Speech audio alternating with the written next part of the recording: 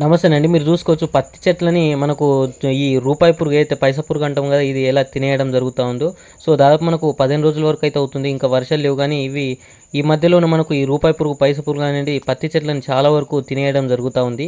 దీని నివారణ కోసం చాలామంది రైతులు మందులు అడుగుతా ఉన్నారు. కాబట్టి మనకు మార్కెట్‌లో కార్బోఫ్యూరాన్ గుళికలనేవి దొరుకుతా ఉంటాయి. ఎకరానికొచ్చేసి 1 కేజీ చొప్పున మీరు ఒక 5, 6 కేజీల ఇసుకలో కలుపుకొని చల్లుకున్నట్లయితే ఇవి మన చేనులో నుంచి చనిపోవడం జరుగుతుందన్నమాట. ఇవి ఉన్న జాగాల్నే మనకు ఇవి తాకినట్లయితే కావచ్చు, ఇది తిన్నట్లయితే కూడా చనిపోవడం జరుగుతుంది.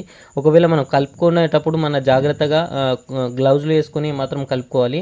నెక్స్ట్ వచ్చేసి ఇది దొరకకపోయినా మార్కెట్‌లో మనకు శాంకిల్ పిఐఆర్ శాంకిల్ అనేది దొరుకుతుంది. దాంట్లో మెటలైడ్ 2.5% ఉంటుంది. ఇది కూడా 1 కేజీ చొప్పున మీరు ఎకరానికి చల్లుకున్నట్లయితే మనకు మన చేనులో ఉన్న ఈ రూపాయి పురుగు కావచ్చు, పైసా పురుగుని కంట్రోల్ చేసుకున్నట్లు ఉంటుందన్నమాట.